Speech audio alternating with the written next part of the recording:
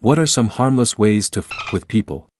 Before we begin with the first story, please hit that subscribe button and ring the notification bell to stay updated with us. Number 25.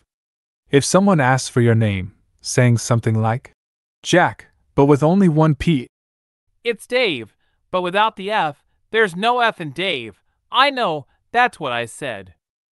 Number 24. I was talking with a supervisor, and I happened to have like 4 hard-boiled eggs in my jacket pocket for lunch. So while talking with stuff, I took out an egg, cracked and shelled it, and ate it. The conversation kept going, so I did it again, but I could see he was growing quizzical. I waited a few more minutes, pulled out another, and ate that too. By then I could tell he was like, what the F? The conversation was wrapping up, so I pulled the last one out, and he stopped mid-conversation and asked me, How many effing eggs do you have? I just shrugged, shelled, and then ate the last egg. Number 23. I have a secondary remote that my kids don't know about. Sometimes I'll stand out of sight and turn up the volume or hit back when they select something to watch. It's pretty funny. Number 22. Say, never mind, when someone interrupts you. It will make them more curious about what you wanted to say. Works really well with my siblings. Number 21. In high school at track practice, we stole one of our friend's car keys. It was old enough it didn't have a chip inside. We drove to Home Depot and got a copy made and returned his keys.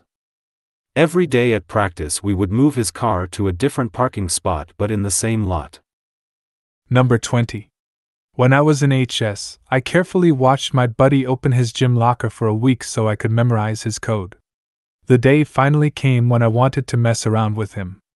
So I opened his locker, took all his stuff out, and left a note that said, Go to locker 55. When he got to locker 55, it was another note that said, Now go to locker 100. This went on a few times, then he finally got to his stuff at the end. It was a good prank and we all had a good laugh about it. Number 19. If you ever have a moment with their computer or cell phone, use their search engine to look for a bunch of nonsense products and then erase the search history. The algorithm will think they have an interest in said products and put a bunch of ads recommending them for the next few days. Number 18.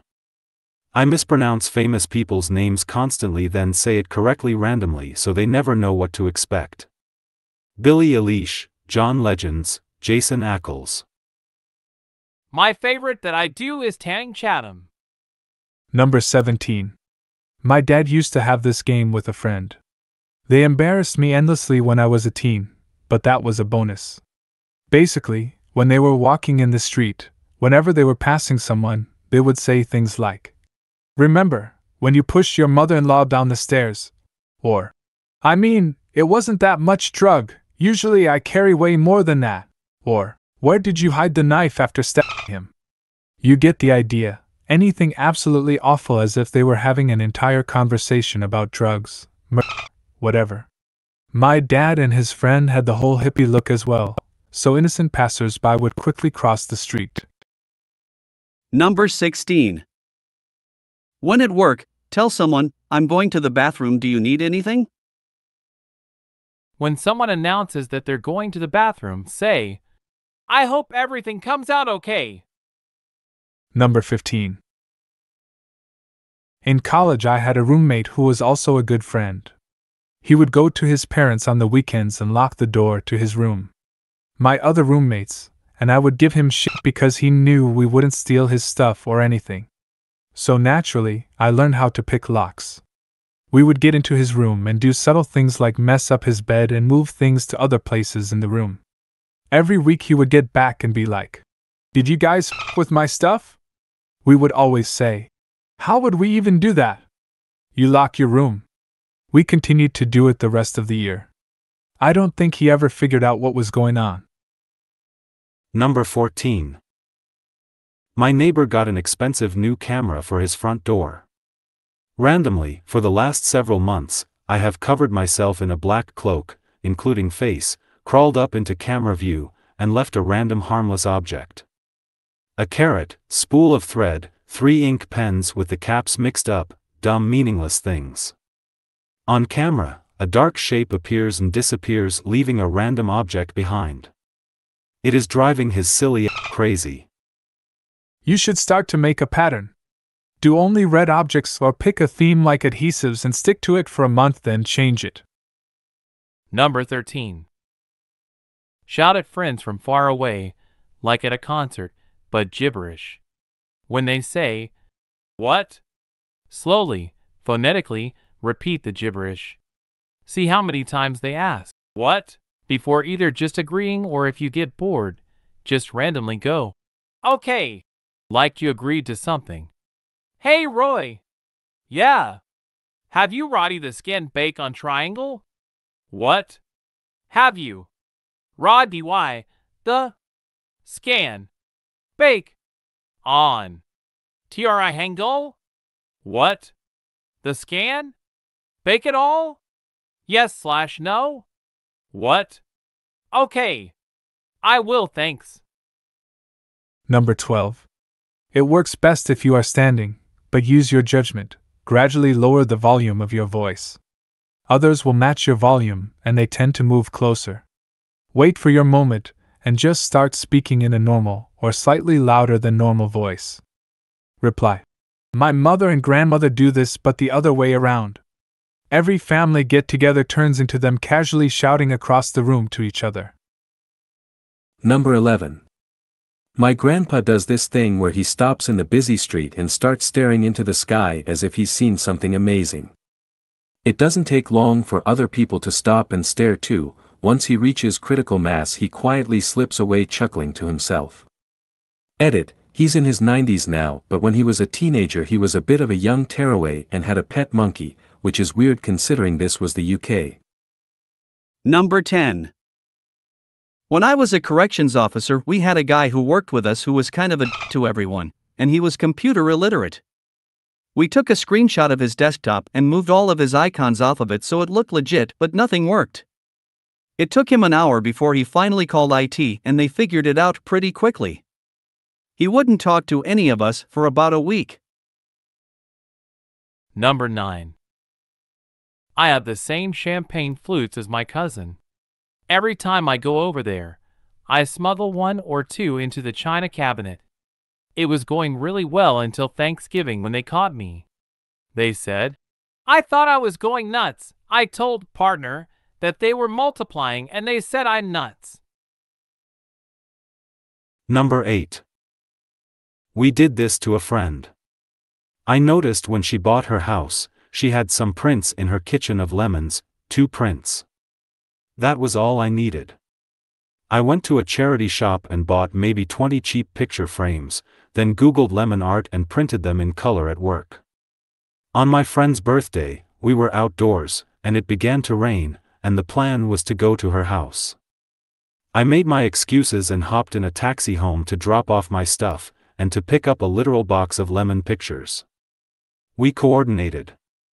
My friend let me in, and I began ninjaing through her house, dropping and hanging lemon pictures throughout her house. Sneaking into a crowded room and, this is the piece de resistance, setting up a photo of her, delightedly holding an armful of lemon and limes my friend had taken weeks before. And then, we wait. At a later point in the night, I bumped into someone I'd never met before, and he said in a hushed tone, "Have you noticed she seems to be obsessed with lemons?" And I had to admit, conspiratorially, that was something that had piqued my curiosity too. Practically every room in her house was partially lemon-themed. That's my fave prank I ever pulled off. Number 7. I found this insanely ugly tie at the Goodwill. I think it had like a soccer field on it with these drawings of little kids playing soccer. I brought it home and hung on my husband's tie rack under some other ties. 6 months or so later, he finds it.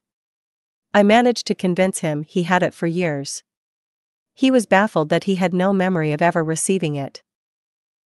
Number 6. My friend was logged into his Twitter on my tablet, so I kept changing his profile picture to a banana.